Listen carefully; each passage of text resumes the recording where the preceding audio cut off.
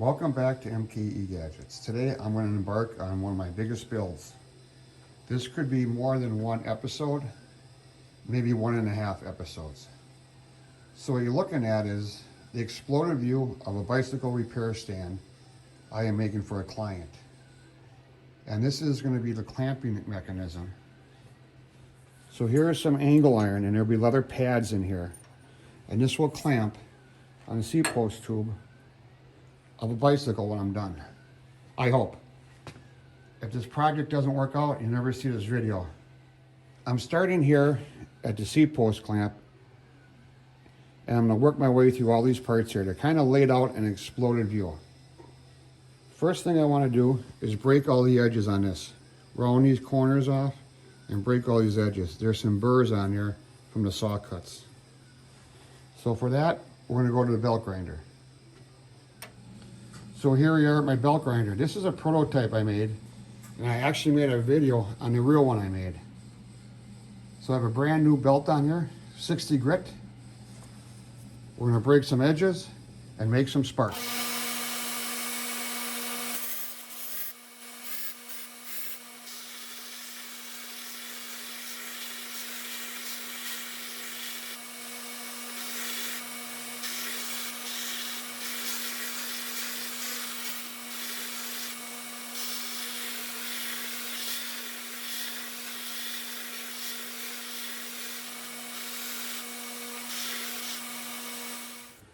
So I broke all the edges, put a nice radius on there so when you're putting the bike on, you know, if it slams on your hand, it doesn't hurt too bad. I'm using a radius gauge. This is 5/16. I don't know if you can see that. In metric, I think that's 2 kilograms. Doesn't matter what size you pick, you just want them to be similar.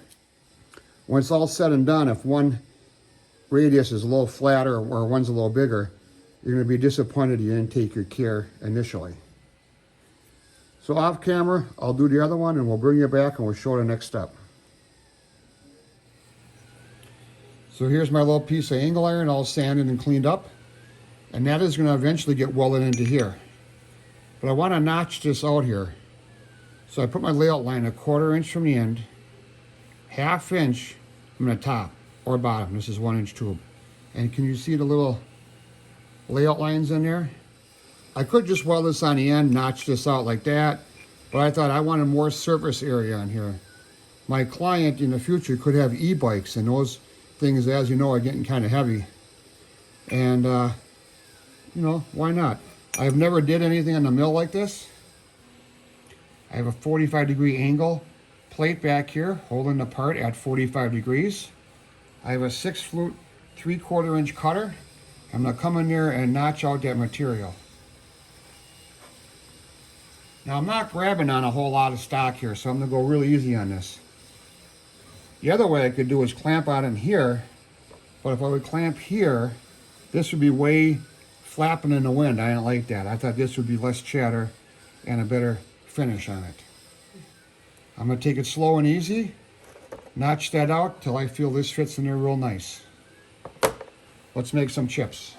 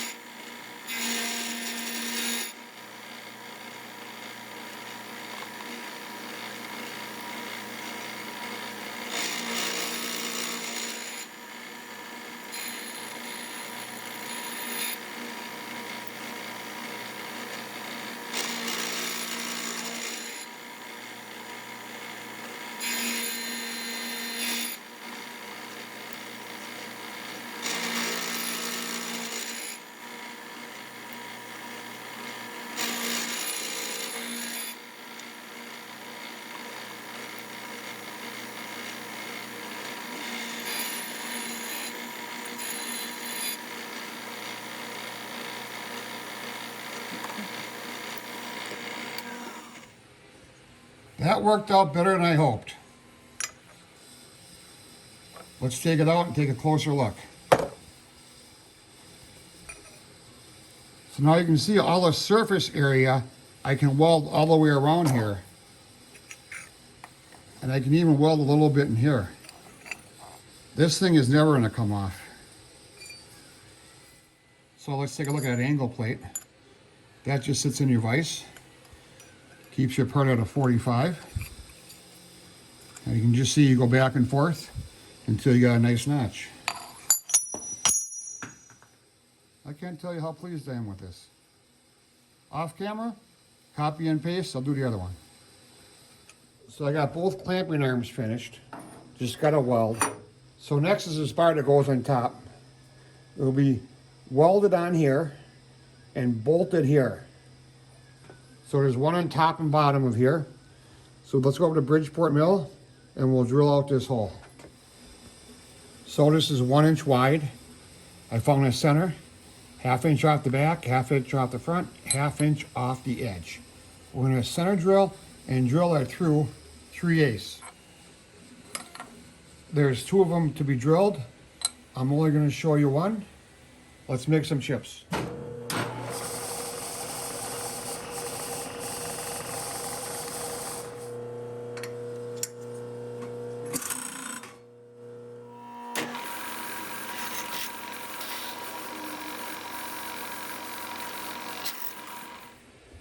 Both of these are done. We'll clean up and deburring, and we'll see how this all fits together. So with this drilled, chamfered, deburred, that's going to go on here. This will be welded here and act as a hinge. So now this will be able to pivot on here. So next we got to do is some welding. Weld these angles onto here and weld these 2 hinge plates on here. So that's going to take a little bit of setup here on the welding table. I'll bring you back when we're ready to make some sparks.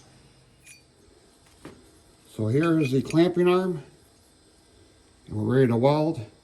I'm just going to put a couple tacks on here, because I kind of like to change my mind sometimes. We'll put a couple tacks, maybe one here, one on the bottom.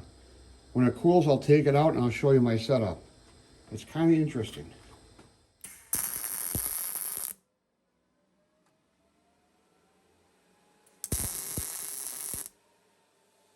So that should cool enough. I can take it out, back off this, take the clamp off. Not bad for a tack. I'll just put one tack here, just so it doesn't move on me.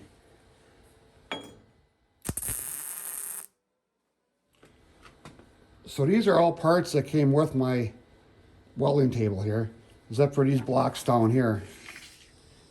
These are from Fireball Tools. These are 1/2 inch blocks. They're magnetic. Fireball Tools, # unsponsored. But here's a set of shims, magnetic shims. And you just find the right shims that will set this off.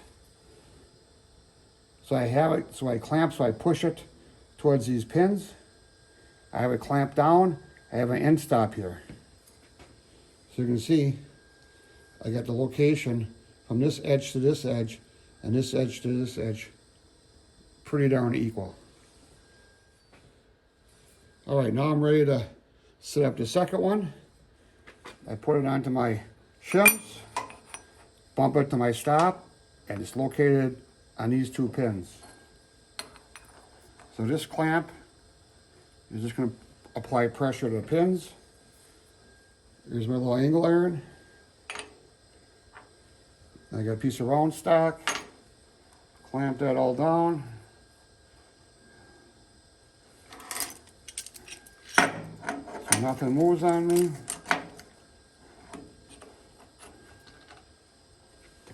And tighten up this, and it's going to ensure that I have a nice tight fit there.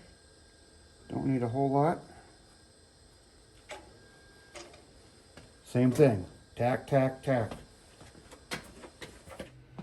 All right, next I got to weld the hinge part on.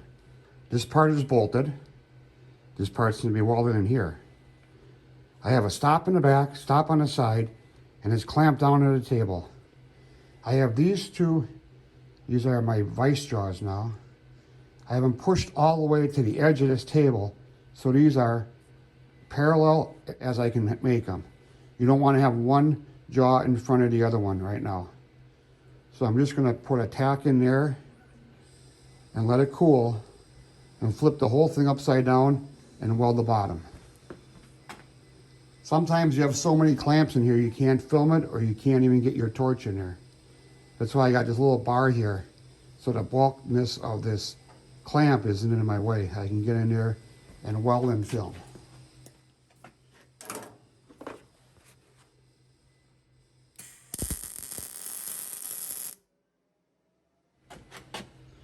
So let me show this setup a little more detail.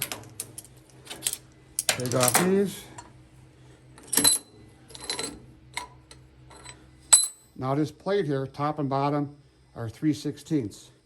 So I use the Fireball's 3/16 shims to keep these two bars parallel.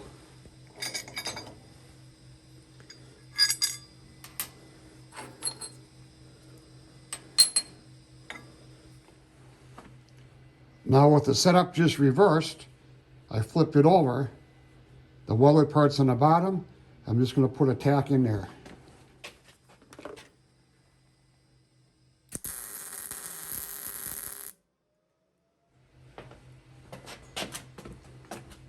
With the last tack cool enough to the touch, I can unclamp things here and we can take a look.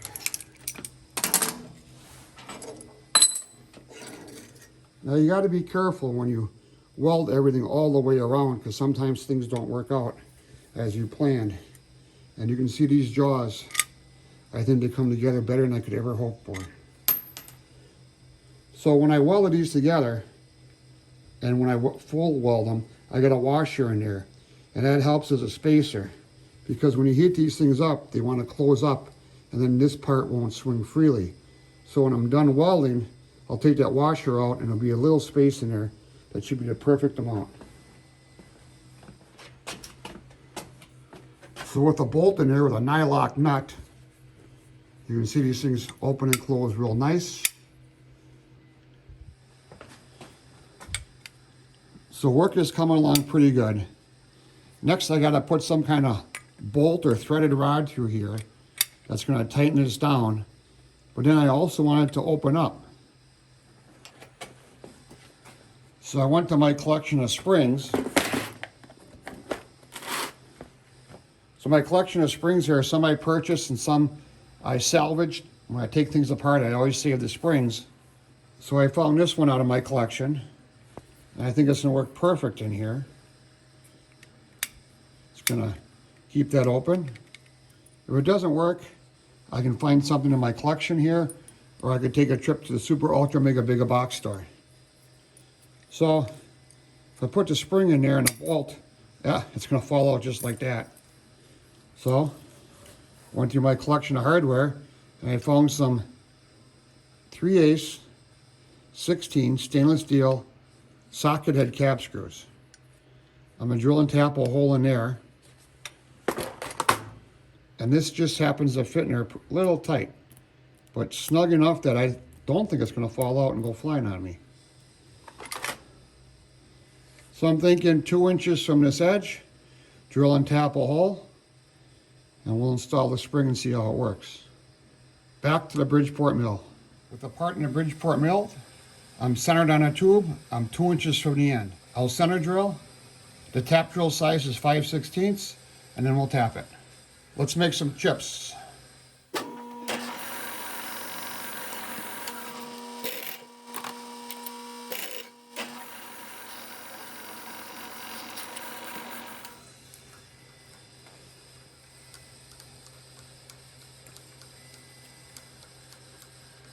Let's check our socket-headed cap screw. Screw that in there.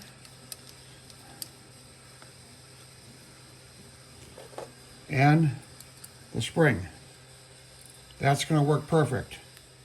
All I got to do is drill and tap the other one, and then figure out how I'm going to put a bolt in there to tighten this all down. Well, that spring is going to work out real well. If not, I can always move it over and weld that hole up. So next we got to put a bolt in here. I'm going to use some threaded rod. So I looked through my collection of threaded rod and I had one piece here, 632, and another half 13. I think I'll use a half 13. I don't think this is going to quite make it. So the plan is, this line here is about 6 inches from this end. Drill and tap, half 13. On the opposite end, make the hole a little bit bigger, because as this opens up, if the hole is ½ inch, it's going to bind. And I don't know what size hole that's going to be till I get this one done. So I got to take this apart, go back to the Bridgeport mill, and drill some holes. With the part already center drilled, I'm going to drill with a tap drill size for ½ inch 13. Let's make some more chips.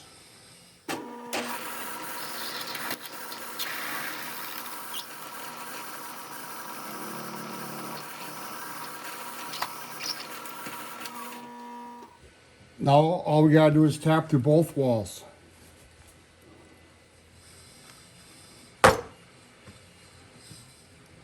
I'm going to have the thread rod stick a little bit out the other end, and I'm going to use a nylock nut as a jam nut.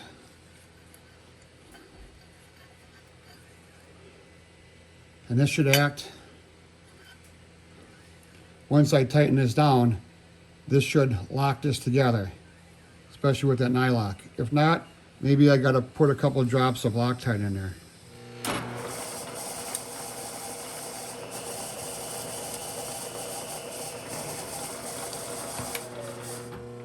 With it already center drilled, I'm going to drill a ½ inch. It's probably going to be too small, but we're going to start there and work our way bigger. More chips to be made.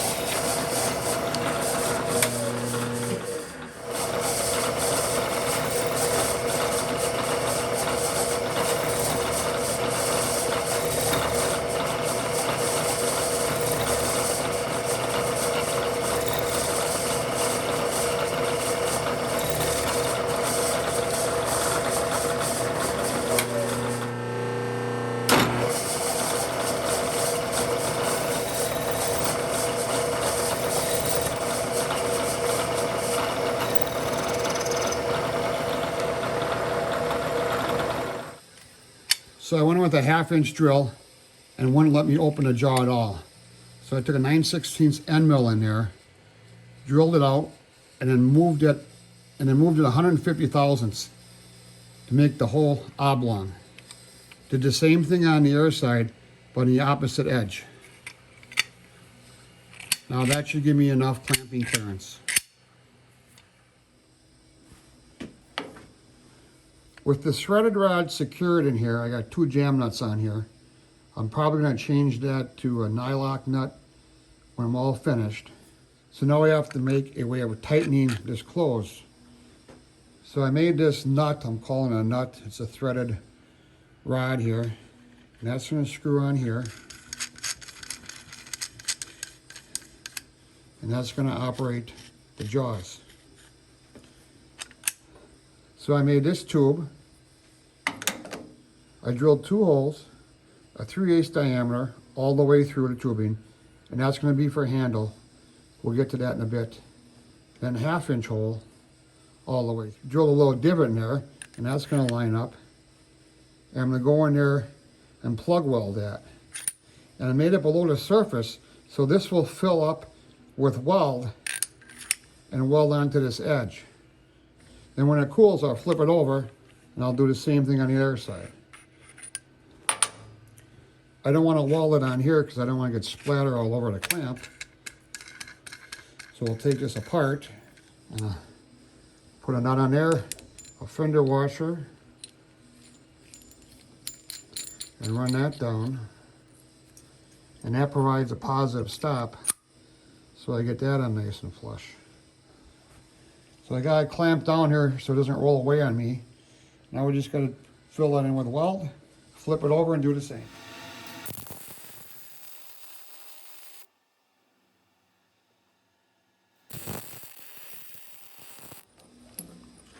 Let's take a look here.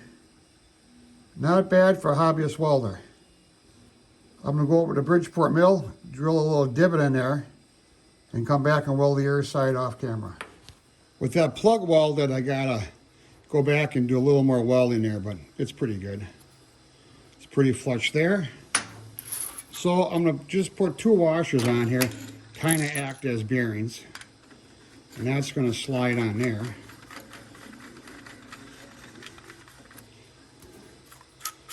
And then to tighten this, I got a piece of 3/8 drill rod. That goes in there. Now, I'm not sure this is going to be big enough diameter. If it bends or breaks, I'll drill a new hole and put a bigger diameter in there. And I got golf balls. So on the end of the 3/8, I drilled and tapped 1024 hole and a golf ball. And that goes on there. Like that. Let me just give it a pound. It gets a 1024 stainless steel button head cap screw. And there you have it. This is kind of like a vise on a handle. It can slide and get leverage.